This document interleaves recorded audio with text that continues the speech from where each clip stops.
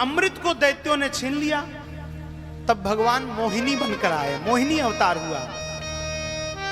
अब मोहिनी बनकर जब भगवान आए, सुंदर नारी 16 श्रृंगार की हुए, पैरों में बढ़िया पायल है, छम छम छम छम करते हुए भगवान आ गए। दैत्यों ने कहा देखो अपने घर की लड़ाई है, दूसरे के सामने रेपुटेशन खराब मत करो, क्या कहेंगी देवी जी जाकर बाहर। अब भैया सब सीधे साधे बन गए। मोहिनी ने पूछा लड़ते क्यों हो?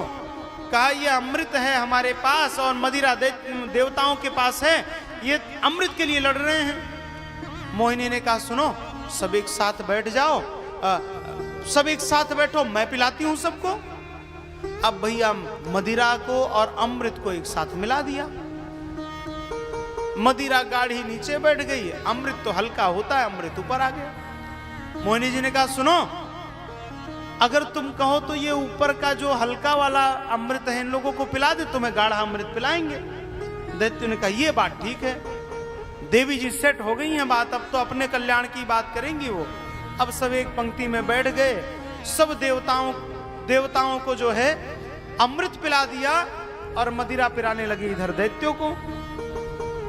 अब जब देवताओं को अमृत पिला रही थी उसी समय राहु भी वेश बदल कर बैठा। भगवान ने चक्र से उसको काटा। अब अमृत पिया था इसलिए आज भी जीवित है, मरा नहीं। इसलिए आज भी राहु कष्ट देता है सबको, आज भी। अब इधर देवताओं ने दैत्यों के ऊपर आक्रमण किया, बलि को मार दिया। शुक्राचार्य ने मृत संजीवनी विद्या से बलि को जीवन दान दिया। अब बलि ने विचार कर लिया कि अब मुझे ब्राह्मणों को प्रसन्न करना है जिससे मैं देवताओं को पराजित कर सकूं। यज्ञ किया है और यज्ञ किया तो स्वयं भगवान वामन के रूप में प्रकट हुए हैं। सुंदर वामन भगवान अदिति जी के माध्यम से प्रकट हुए। अब वामन जी को ऋषियों ने यज्ञोपवीत दिया, ब्रह्मा जी ने कमंडलू दिया, अदिति मैया ने सुंदर लंगोटी बांध दी, कश्यप जी ने मेखला दी, सरस्वती ने रुद्राक्ष की माला दी, पृथ्वी ने चरण पादुकाएं दी, आकाश ने छत्र दिया, कुबेर ने भिक्षा पात्र दिया और फिर अन्नपूर्णा मैया ने आकर अन्नपूर्णे सदा पूर्णे शंकर प्राण वल्लभे ज्ञान वैराग्य सिद्ध्यर्थम भिक्षाम देहि च पार्वती। अन्नपूर्णा मैया ने भिक्षा दी, बृहस्पति ने आकर गायत्री जी की दीक्षा दी और वामन भगवान पहुंच गए हैं बलि की यज्ञशाला में।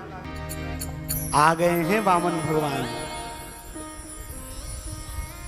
आकर के भिक्षा मांगी भगवान ने। बलि ने संकल्प लिया कि प्रभु आप जो मांगेंगे सब हम देंगे, मांगो। भगवान ने कहा कि प्रभु पदानि त्रीणि दैत्येंद्र संहितानि पदा मम। हे बलि अगर देना ही है तो 3 पग भूमि मेरे पग से नापे हुए दे दो। बलि हंसने लगा, बोले टीनिया मिनिया से तो भगवान आप हैं, 3 पग नापेंगे तो इतना नापेंगे, उस 3 पग में होगा क्या आपका? अरे आप भूल गए बलि के सामने मांग रहे हो, बलि से बड़ा कोई दानी नहीं है, मांग रहे हो तो ढंग से मांगो।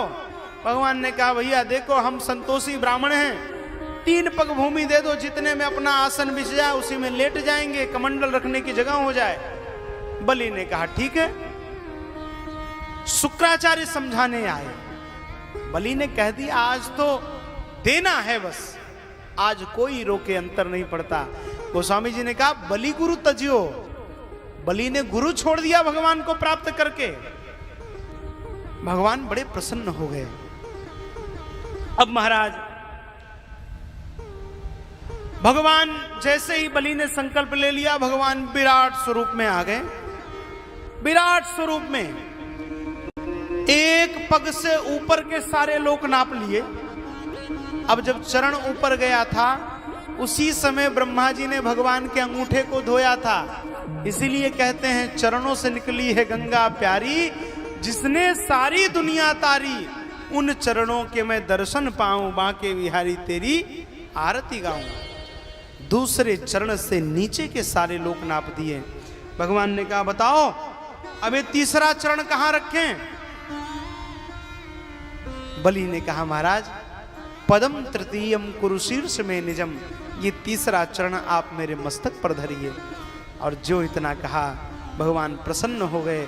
भगवान ने कहा बलि इस बार तो तुमसे हम पृथ्वी ले रहे हैं, लेकिन आगे चलकर तुम ही इंद्र बनोगे और पृथ्वी का शासन करोगे।